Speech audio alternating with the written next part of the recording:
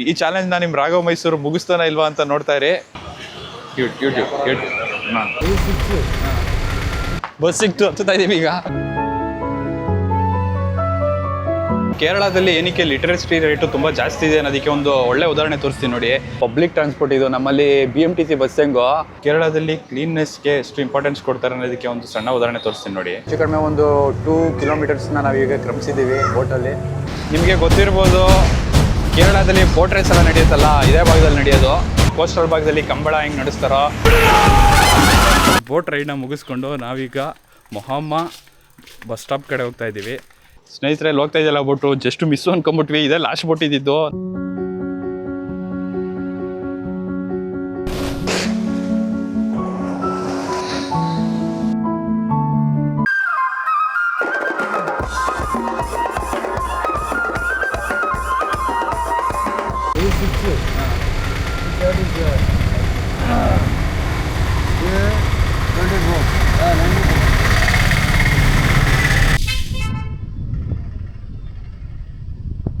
ಎಲ್ರಿಗೂ ನಮಸ್ಕಾರ. ನಾನು ನಿಮ್ಮ ರಾಘವ್ ಮೈಸೂರು ಫ್ರಮ್ ಅನ್ಲಿಮಿಟೆಡ್ ಅನ್ವೇಷಣೆ. ನಾವು ಇವತ್ತು ಕೇರಳದ ಕೊಟ್ಟಾಯಂನಲ್ಲಿದ್ದೀವಿ. ನಮ್ಮ ಸ್ನೇಹಿತರೊಬ್ಬರು ಅಂದರು, ನೀವು ಕೇರಳಕ್ಕೆ ಹೆಂಗಿದ್ರು ಹೋಗಿದ್ದೀರಾ, ಯಾವುದೇ ಪ್ರೈವೇಟ್ ವೆಹಿಕಲ್ನ ಯೂಸ್ ಮಾಡಿದೆ, ಬರೀ ಪಬ್ಲಿಕ್ ಟ್ರಾನ್ಸ್ಪೋರ್ಟ್ನ ಇಲ್ವಾ ವಾಕ್ ಮಾಡಿಕೊಂಡು ಟ್ರಿಪ್ನ ಕಂಪ್ಲೀಟ್ ಮಾಡು, ಎಷ್ಟು ಪ್ಲೇಸ್ನ ಕವರ್ ಮಾಡ್ತೀವಿ ಅಂದ್ಬಿಟ್ಟು ಚಾಲೆಂಜ್ ಕೊಟ್ಟಿದ್ದಾನೆ. ಈ ಚಾಲೆಂಜ್ ನಾನು ನಿಮ್ಮ ರಾಘವ್ ಮೈಸೂರು ಮುಗಿಸ್ತಾನ ಇಲ್ವಾ ಅಂತ ನೋಡ್ತಾ ಇರಿ.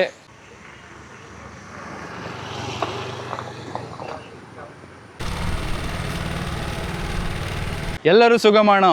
ಎಕ್ಸಾಕ್ಟ್ಲಿ ನಾನೀಗ ಕೇರಳದ ಕೊಟ್ಟಾಯಂನ ಕುಮಾರಕೋಮ್ ಚೆಟ್ಟಿ ಬೋಟ್ ಹತ್ರ ಇದ್ದೀನಿ. ಇಲ್ಲಿಂದ ನಾವು ಕೇರಳದ ಬಿಗ್ಗೆಸ್ಟ್ ಲೇಕ್ ವೆಂಬನಾಡ್ ಲೇಕ್ಗೆ ಹೋಗ್ತಾ ಇದ್ದೀವಿ.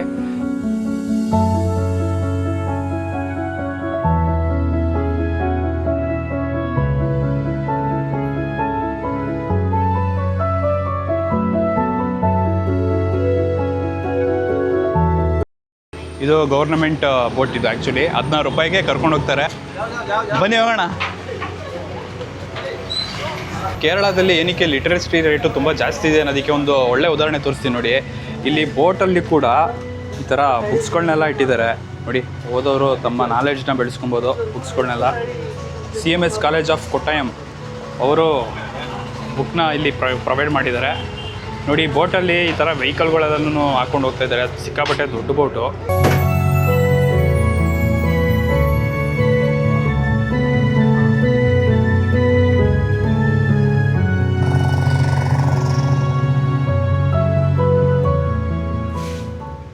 ನೋಡಿ, ವಾಟರ್ ವ್ಯೂ ಸೈಡನ್ನೇ ಹೆಂಗೆ ಕಟ್ಟಿದ್ದಾರೆ ಮನೆಗಳು. ಒಳ್ಳೆ ವ್ಯೂ ಇವ್ರಿಗೆ.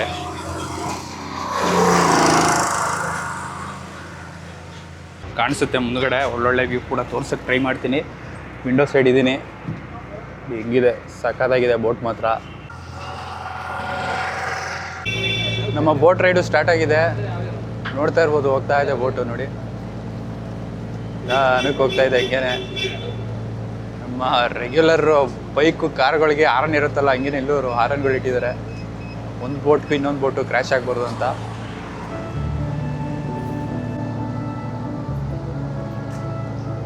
ಎಷ್ಟು ಉದ್ದ ಇದೆ ನೋಡಿ ಬೋಟು. ಇದೆಲ್ಲ ಬೋಟ್ ರೇಸ್ ಎಲ್ಲ ಮಾಡ್ತಾರೆ ಅನ್ಸುತ್ತೆ ಇಲ್ಲಿ ವೆಂಬನಾಡ್ ಲೇಕಲ್ಲಿ. ನೋಡಿ, ಒಳ್ಳೆ ವ್ಯೂ ಕಾಣಿಸ್ತಾ ಇದೆ ನಿಮಗೆ ಇವಾಗ. ಸನ್ಸೆಟ್ ಸಖತ್ತಾಗಿರುತ್ತೆ ಮಾತ್ರ. ಮಧ್ಯದಲ್ಲಿ ಇದ್ದೀವಿ ಈಗ. ಹೆಚ್ಚು ಕಡಿಮೆ ಒಂದು 2 ಕಿಲೋಮೀಟರ್ಸ್ನ ನಾವೀಗ ಕ್ರಮಿಸಿದ್ದೀವಿ ಬೋಟಲ್ಲಿ. ಇಲ್ಲೊಂದು ಚರ್ಚ್ ಕೂಡ ಇದೆ. ಏನು ಪ್ಲೇಸ್ ಆಗಿ, ವಾ ಏನು ಸಖತ್ತಾಗಿದೆ ವ್ಯೂ. ಎಲ್ಲ ಮಧ್ಯದಲ್ಲೆಲ್ಲ ಇದನ್ನೆಲ್ಲ ಹಾಕಿದ್ದಾರೆ ನೋಡಿ. ಅಲ್ಲೊಂದು ಬೋಟ್ ಬರ್ತಾ ಇದೆ. ಬ್ಯಾಂಬೋ ಏನೋ ಕನೆಕ್ಟ್ ಮಾಡಿದ್ದಾರೆ. ಇದು ರೂಟ್ ಅನಿಸುತ್ತೆ ಇದಕ್ಕೆಲ್ಲ ಹೋಗೋದಕ್ಕೆ. ದೂರದಲ್ಲಿ ಸ್ಪೀಡ್ ಬೋಟ್ ಕೂಡ ಬರ್ತಾ ಇದೆ, ಜೆಟ್ಸ್ಕಿ.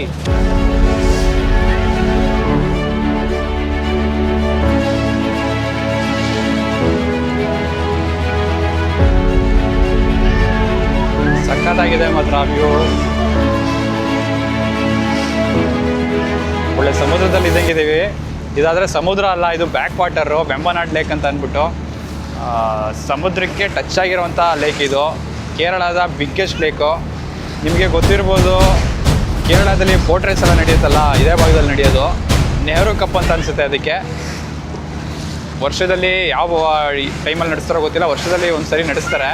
ಅದು ಸಿಕ್ಕಾಪಟ್ಟೆ ಪ್ರತಿಷ್ಠಿತವಾಗಿರುತ್ತೆ ಅಲ್ಲಿ. ಕೋಸ್ಟಲ್ ಭಾಗದಲ್ಲಿ ಕಂಬಳ ಹೆಂಗೆ ನಡೆಸ್ತಾರೋ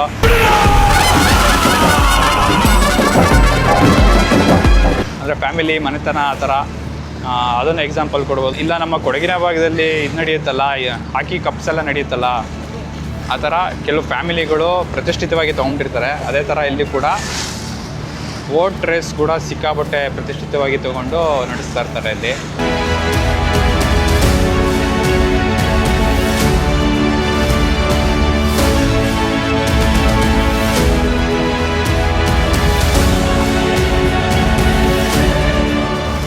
ಸರ್ಕಾರಿ ಇದರ ಸದ್ಬಳಕೆನೇ ಚೆನ್ನಾಗಿ ಮಾಡ್ಕೊತಿದ್ದೀವಿ. ಜಸ್ಟು 16 ರುಪೀಸ್ಗೆ ಹೋಗ್ತಾ ಇರೋಂಥದ್ದು. ಒಳ್ಳೆ ಸಕ್ಕತ್ತಾಗಿದೆ ಮಾತ್ರ ವ್ಯೂ. ನೀವು ನೋಡಿದ್ರಿ, ನಾನಂತೂ ಕಳೆದು ಹೋಗಿದ್ದೀನಿ ಈ ವ್ಯೂನಲ್ಲಿ.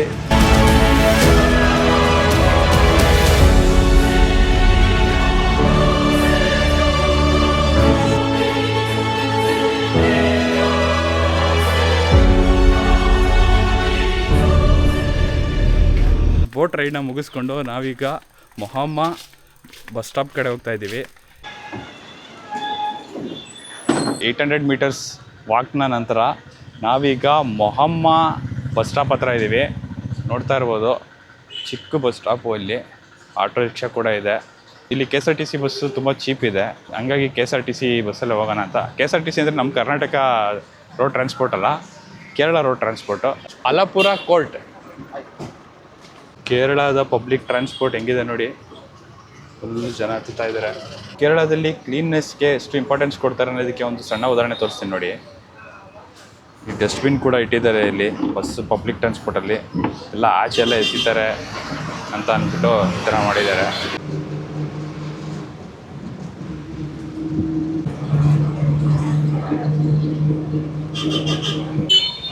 Sir, Alappuzha beach. Alappuzha beach ആ ജംഗ്ഷന് നേരെ സ്ട്രൈറ്റ് പോകണം.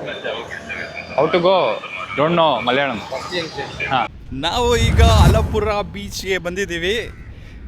ಇಲ್ಲಿ ಯಾವುದೋ ರಾಜಕೀಯ ಪಕ್ಷದವರು ಸಮಾವೇಶ ಏನೋ ಮಾಡಿದ್ದಾರೆ ಅನಿಸುತ್ತೆ. ಫುಲ್ಲು ಫ್ಲ್ಯಾಗು CPI ಅದು ಇದು ಅಂತ ಅಂದ್ಕೊಂಡು ಯಾವ್ಯಾವುದೋ ಪಾರ್ಟಿಗಳಿದೆಯಾ ಇಲ್ಲಿ ಕೇರಳದಲ್ಲಿ, ಅವ್ರು ಮಾಡಿರೋದು ಅಂತ ಕಾಣಿಸುತ್ತೆ. ಸ್ನೇಹಿತರೆ, ಅಲಪುರ ಬೀಚ್ನ ಅಲೆಗಳ ಅಬ್ಬರ ನಿಮಗೆ ಕೇಳ್ತಾ ಇರ್ಬೋದು. ಸಖತ್ತು ಜೋರಾಗಿ ಬರ್ತಾ ಇದೆ ಅಲೆಗಳಲ್ಲಿ. ಬನ್ನಿ ಒಂದು ಬೀಚ್ ವಾಕ್ನ ಹೋಗೋಣ ಈಗ. ಅಲಪುರ ಬೀಚ್ನ ಅಲೆಗಳು ಸಖತ್ತು ಅಗ್ರೆಸಿವ್ ಆಗಿದೆ. ಏನು ದೊಡ್ಡ ದೊಡ್ಡ ಅಲೆಗಳು ಬರ್ತಾ ಇದೆ ಅಂತಂದರೆ ನಮಗೆ ಭಯ ಆಗ್ತಾ ಇದೆ ಆ್ಯಕ್ಚುಲಿ ನಿಂತ್ಕೊಳ್ಳೋದಕ್ಕೆ. ಹಾಗಾಗಿ ಒಂದು ಒಳ್ಳೆ ಬೀಚ್ ವಾಕ್ನ ಮಾಡೋಣ ಅಂದ್ಕೊಂಡು ಈಗ ಹೊರಟಿದ್ದೀವಿ. ವೆದರ್ ಕೂಡ ಅಷ್ಟೇ ಸಪೋರ್ಟಿವ್ ಆಗಿದೆ, ಅಷ್ಟೊಂದು ಬಿಸಿಲಿಲ್ಲ. ಟೈಮು ಆಲ್ಮೋಸ್ಟು 9:40 ಆಗ್ತಾ ಬಂತು. ಅಷ್ಟೊಂದು ಬಿಸಿಲು ಕೂಡ ಇಲ್ಲದೇ ಇರೋದಕ್ಕೆ ತುಂಬ ಚೆನ್ನಾಗಿದೆ. ಒಳ್ಳೆ ವೆದರ್ನ ಮಾತ್ರ ನಾವಂತೂ ಸಖತ್ ಎಂಜಾಯ್ ಮಾಡ್ತಾ ಇದ್ದೀವಿ. ನೋಡಿ ಹೆಂಗಿದೆ ಅಲೆಗಳು. ವಾವ್,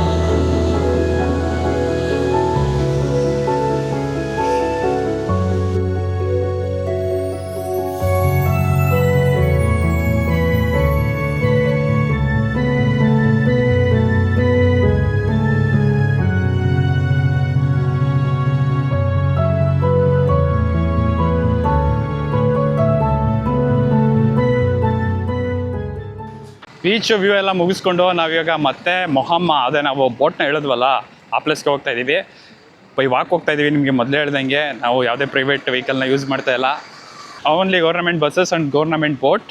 ಅದಲ್ಲದೆ ಏನೂ ಸಿಗಲಿಲ್ಲ ಅಂದರೆ ಬೈ ವಾಕು ಹಿಂಗೆ ಹೋಗ್ತೀವಿ. ಆಮೇಲೆ ಈಗ ನಾವು ಡಿಸ್ಟ್ರಿಕ್ಟ್ ಕೋರ್ಟ್ ಅಂತ ಅಂದ್ಬಿಟ್ಟು ಪ್ಲೇಸ್ ಇದೆ, ಅಲ್ಲಿವರೆಗೂ ನಡ್ಕೊಂಡು ಹೋಗಿ ಅಲ್ಲಿಂದ ಮೊಹಮ್ಮ ಬಸ್ ಸ್ಟಾಪ್ಗೆ ಹೋದ್ವಲ್ಲ ಅಲ್ಲಿಗೆ ಬಸ್ ಇರುತ್ತೆ. ಅಲ್ಲಿಂದ ಮತ್ತೆ ಬೋಟಿಂದ ಹೋಗಿ ನೆಕ್ಸ್ಟ್ ಕುಮಾರಕೊಮ್ಗೆ ಹೋಗಿ ಅಲ್ಲಿಂದ ನಾವು ನಾಗರ್ಕೋಯಿಲ್ ಕನ್ಯಾಕುಮಾರಿಗೆ ಹೋಗ್ತೀವಿ. Stay tuned. ಬಸ್ ಸಿಕ್ತು, ಹತ್ತುತ್ತಾ ಇದ್ದೀವಿ ಈಗ.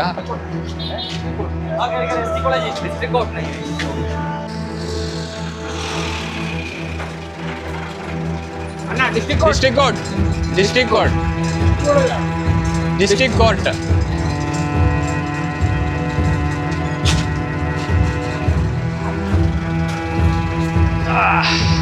ಬಸ್ನ ಹತ್ತಿದ್ದೀವಿ. ಈಗ ಡಿಸ್ಟ್ರಿಕ್ಟ್ ಕೋರ್ಟ್ ಅಲಪುರಾಗೆ ಹೋಗ್ತಾ ಇದೀವಿ. ಅಲ್ಲಿಂದ ಮಹಮ್ಮಾಗೆ ಬಸ್ ಹತ್ಕೊಂಡು ಹೋಗ್ಬೇಕಾಗುತ್ತೆ. ಸಖತ್ತಾಗಿದೆ ಊರು ಮಾತ್ರ, ನನಗಂತೂ ತುಂಬ ಇಷ್ಟ ಆಯಿತು. ಕೇರಳ ಸಖತ್ ಪ್ಲೇಸು, ನೇಚರ್ ಆಗಿರ್ಬೋದು, ಇಲ್ಲಿ ಜನಗಳು ಅಷ್ಟೇ ಸಿಕ್ಕಾಪಟ್ಟೆ ಎಜುಕೇಟೆಡ್ಸು. ಬಟ್ ಇಲ್ಲಿ ರೀಜನಲ್ ಲ್ಯಾಂಗ್ವೇಜ್ಗೆ ತುಂಬ ಪ್ರಿಫರೆನ್ಸ್ ಕೊಡ್ತಾರೆ. ನಮ್ಮ ಕರ್ನಾಟಕದ ಥರ ಅಲ್ಲ. ಬೆಂಗಳೂರಲ್ಲಿ ನಿಮಗೆ ಯಾವ ಲ್ಯಾಂಗ್ವೇಜಲ್ಲಿ ಬೇಕಾದರೂ ಮಾತಾಡ್ತಿದ್ರೆ ಮಾತಾಡ್ತಾರೆ. ಇಲ್ಲಿ ಆ ಥರ ಅಲ್ಲ. ಮಲಯಾಳಂನ ಜಾಸ್ತಿ ಮಾತಾಡೋಕ್ಕೆ ಪ್ರಯತ್ನ ಪಡ್ತಾರೆ. ಫಸ್ಟ್ ನೀವು ಏನೇ ಕೇಳಿದ್ರು ಮಲಯಾಳಮಲ್ಲೇ ಹೇಳೋದು ಇಲ್ಲಿ. ನಮ್ಮ ಬೆಂಗಳೂರಲ್ಲಿ ಹಂಗಲ್ಲ. ತಮಿಳಲ್ಲಿ ಕೇಳಿದ್ರೆ ತಮಿಳಲ್ಲಿ ಮಾತಾಡ್ತಾರೆ, ಹಿಂದಿಲಿ ಕೇಳಿದ್ರೆ ಹಿಂದಿಲಿ ಮಾತಾಡ್ತಾರೆ, ಮಲಯಾಳಮಲ್ಲಿ ಕೇಳಿದ್ರೆ ಮಲಯಾಳಮಲ್ಲಿ ಮಾತಾಡ್ತಾರೆ. ನಮ್ಮ ಬೆಂಗಳೂರಲ್ಲಿರುವಂಥ ಕನ್ನಡಿಗರು ಒಂಥರ ಮಲ್ಟಿ ಟ್ಯಾಲೆಂಟೆಡು. ಬಟ್ ಭಾಷಾಭಿಮಾನ ಕೂಡ ಇರಬೇಕು ನಮ್ಮವ್ರಿಗೆ ಜಾಸ್ತಿ. ಫಸ್ಟ್ ಕನ್ನಡದಲ್ಲೇ ಮಾತಾಡೋಕ್ಕೆ ಪ್ರಯತ್ನ ಪಡಿ ನಮ್ಮ ಬೆಂಗಳೂರಿನಲ್ಲೂ. ಕೇರಳದಲ್ಲಿ ನಮ್ಮ ಕನ್ನಡದ ಚಿತ್ರಗಳು ಸದ್ ಮಾಡ್ತಾ ಇರೋದು ಒಂಥರ ಖುಷಿ ಅನಿಸುತ್ತೆ.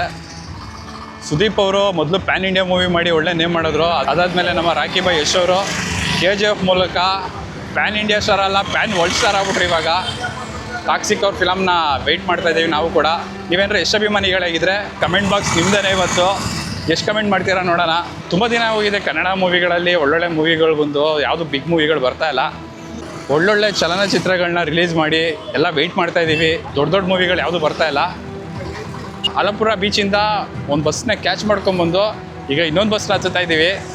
ಆ್ಯಕ್ಚುಲಿ ಬಸ್ಸಲ್ಲಿ ತುಂಬ ಟ್ರಾವೆಲ್ ಮಾಡಬೇಕು ಅಂದರೆ ಟೈಮ್ ಹಿಡಿಯುತ್ತೆ, ಒಪ್ಕೊಂತೀನಿ. ಬಟ್ ಒಂಥರ ಚೆನ್ನಾಗಿದೆ. ಟೈಮ್ ಹಿಡಿಯುತ್ತೆ ಅನ್ನೋದು ಬಿಟ್ಟರೆ ಇನ್ನೇನು ಡಿಸಡ್ವಾಂಟೇಜ್ ಇಲ್ಲ ಅನಿಸುತ್ತೆ. ಇದರ ಬೇಕು ಮೇಡಮ್ ಮೊಹಮ್ಮ ಜೊತೆ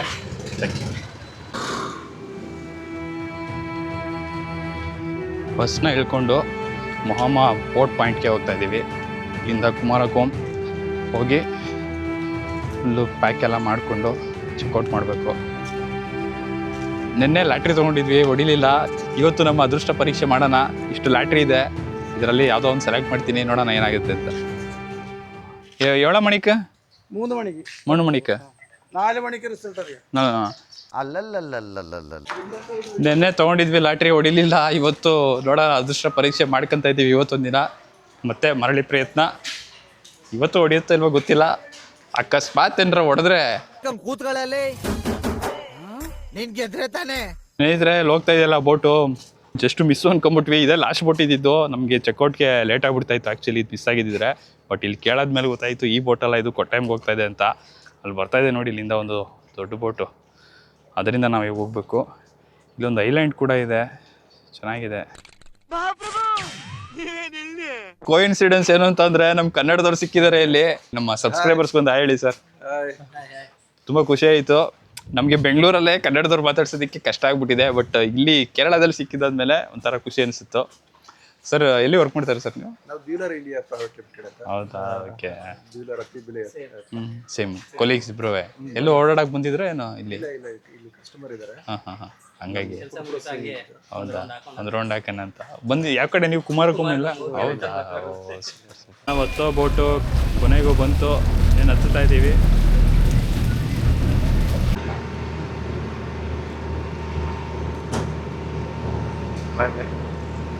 ನಾವು ಉಳ್ಕೊಂಡಿದ್ದ ಹೋಟೆಲ್ಲು ಬಂದು ನೋಡಿ, ಯಾವುದು ಹೋಟೆಲ್ ದುಬೈಯಲ್ಲಿಲ್ಲ, ಕೇರಳದಲ್ಲಿದ್ದೀವಿ. ಈಗ ಮುಗಿಸ್ಕೊಂಡು ಚೆಕ್ಔಟ್ ಆಗ್ತಾ ಇದ್ದೀವಿ. ನಾವೀಗ ರೈಲ್ವೆ ಸ್ಟೇಷನ್ಗೆ ಬಂದಿದ್ದೀವಿ. ಆ್ಯಕ್ಚುಲಿ ಏನಾಯಿತು ಅಂತ ಅಂದರೆ, ಟ್ರೈನು ಇದರಲ್ಲಿ ವೇರಿಸ್ ಮೈ ಟ್ರೈನಲ್ಲಿ ಮಿಸ್ ಆಗಿ ನಾವೇನೋ ಚೆಕ್ ಮಾಡಿದ್ವಿ. ಅದು ನೋಡಿದ್ರೆ ಆಗಲೇ ಕೊಟ್ಟಾಯಂ ಸ್ಟೇಷನ್ಗೆ ರೀಚ್ ಆಗಿದೆ, ಪ್ಲಾಟ್ಫಾರ್ಮ್ ನಂಬರ್ 2 ಇದೆ ಅಂತ ತೋರಿಸ್ತು. ನಾವು ಹರಿಬರಿಲಿ ಅಲ್ಲಿ ತಿಂತಾ ಇದ್ದಿದ್ದನ್ನು ಬಿಟ್ಟು ಓಡಿ ಬಂದ್ವಿ. ನೋಡಿದ್ರೆ ಟ್ರೈನೇ ಬಂದಿಲ್ಲ. ಈಗ ಇನ್ನೂ ಟ್ರೈನ್ ಬರೋದಕ್ಕೆ ವೆಯ್ಟ್ ಮಾಡ್ತಾ ಇದ್ದೀವಿ. ಅದು 7 o'clock ಅಂತ ತೋರಿಸ್ತಾ ಇದೆ ಅಲ್ಲಿ. ನಾವು ಇಷ್ಟೊತ್ತವರೆಗೂ ವೆಯ್ಟ್ ಮಾಡ್ತಿದ್ದ longest train of India, Kanyakumari to ಅಸ್ಸಾಂನ ದಿಬ್ರುಗರ್ವರೆಗೂ ಹೋಗುತ್ತೆ ಇದು.